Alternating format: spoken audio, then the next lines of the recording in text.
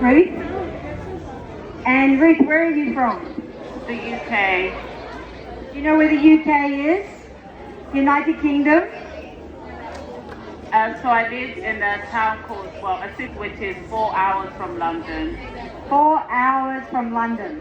Okay. I used to live in London for 6.5 years. Can you tell me what you have studied? So I studied psychology, so mental health and emotional health is definitely a passion of mine. And I'm currently doing studies in pregnancy mental health. So the people at the back that just came in, please be quiet so everybody can hear the message. Okay? Please be quiet at the back. All right, so I'm going to hand it over to you, and she's going to share something to us about mental health. Is mental health important? Yeah? So listen so that you can learn and we can be well. So hello everybody, I'm so pleased to be with you today in Mount Haven, and the title of today's talk is Mental Health is Real. So mental health is real. So if I was to say what mental health is in relation to our emotional health, our psychological health, and also our social well-being. So when we think about mental health in a place like Papua New Guinea and other countries in the world, there's a big stigma. But I just want to give you an example here. So we have this chair, and this chair has different components. It has the back seat, it has the legs, but each part of this chair is needed for this chair to function. So with us as human beings, we have our physical health, so our bodies, we have our spiritual health, which is in relation to our connection with God. We have our social health, which is how we are in terms of our interactions with other people. And we also have our emotional health, which is our mental health, which is in relation to our feelings, our emotions. So when we think about health, we usually only think about if someone has physical things wrong with their body, but many a time we forget about our emotional health, which is very important because all of these elements of health are needed for us to function well. So in the same way, a chair needs different components. We all have different components in terms of our health that we need in order to live healthily, in order to live well. So a definition I would say is in terms of a healthy emotional health is being able to navigate through both negative and positive experiences and being able to have some strategies that we can use in order to have a healthy mental health. So in terms of mental health being real, we see there's a lot of stigma because many people think that if I was to talk about my emotional health, that there must be something wrong with me. But in the same way we talk about our physical health, our emotional health is also important. So,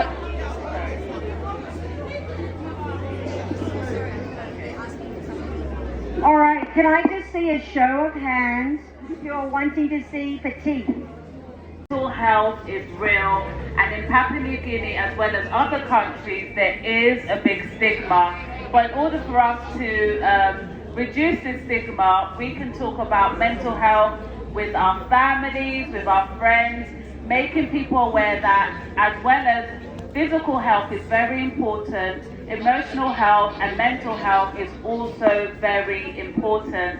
So I just wanted to mention as well things that may also affect our emotional health. So through being here for a number of days, I've noticed that there are things within, the community that can also affect our mental health. So one thing that could affect us is in terms of the clashes that may happen within family households. It could be, financial, not having enough money could affect our mental health. It could be our physical health, not having good, our physical health could affect our emotional health. and there's other things that could affect our emotional health. So we should always remember that as physical health is important, our mental and emotional health is also important. So I'm just going to share with you some things that you can think of in terms of having emotional resilience, having a better mental health. And I guess some of these things have been talked about previously in these talks. So one thing is exercise. So keeping our bodies moving, so walking, half an hour a day, gardening, things like that can improve our mental health. Because when we exercise, it releases a happy hormone called serotonin. So making sure that we're keeping our body active, because there is a relationship between our physical body and also our emotional health. One thing as well I would say is to talk to people. When you have water in front of you, and if you were to pour the water continuously and pour it, it will just overflow. And that's what happens when we bottle things inside. So it's best for us to speak to someone we trust, someone that we know that we can rely on when we're sharing our problems, because it's better out than in. So making sure that we're not living by ourselves in terms of our problems, but sharing those things with other people. Another thing I would say is forgiveness. Many a times we can eat the best, we can exercise, we can do all these things, but if we're having pride in our heart, if we're having unforgiveness, it can affect us in terms of our physical health and also our emotional health. So making sure that we are forgiving and also making sure we're moving forward. This is not to say that we forget what happens, because God doesn't just wipe away our memories and say that we don't have anything that we remember from the past, but using the experiences that we're having and using them as experiences to help other people in similar situations, so that we can truly forgive, to let go and to let God.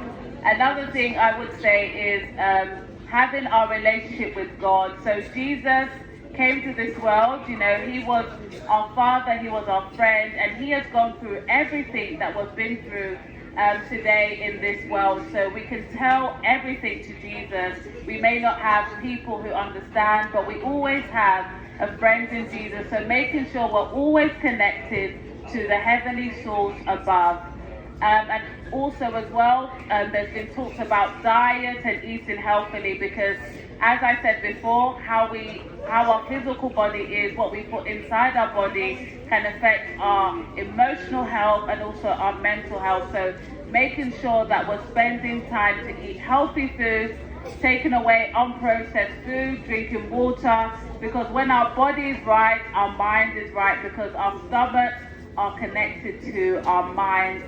And a strategy, I would say, in terms of stress is making sure that we are spending time to relax, doing things that we like, but also if we are feeling quite stressful in a situation, we can just take a moment to just pause, to breathe in and out, and to claim a Bible promise, and also just to stop and say, oh, what is around me? So in this building, I can see, a tent, I can see electrical devices. So just taking time to just pause from everything that's going on, so that you can just have that moment to silence the clutter and the voices, and to also just making sure that we're thinking with our right mind. So I'm hoping, as we've talked about mental health, that you'll be able to see the relationship between our mental health and also our physical health, because all those things are interconnected.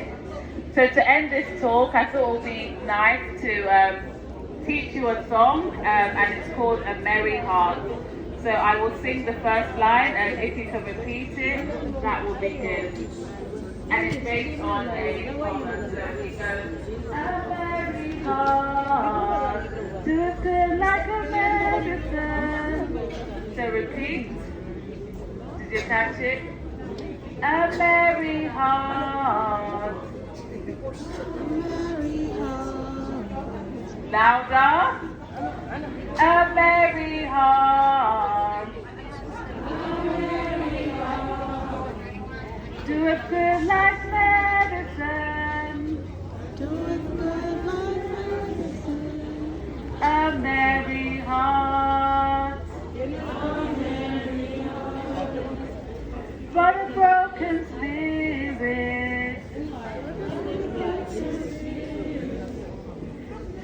heals the bones. A merry heart do a good like a medicine.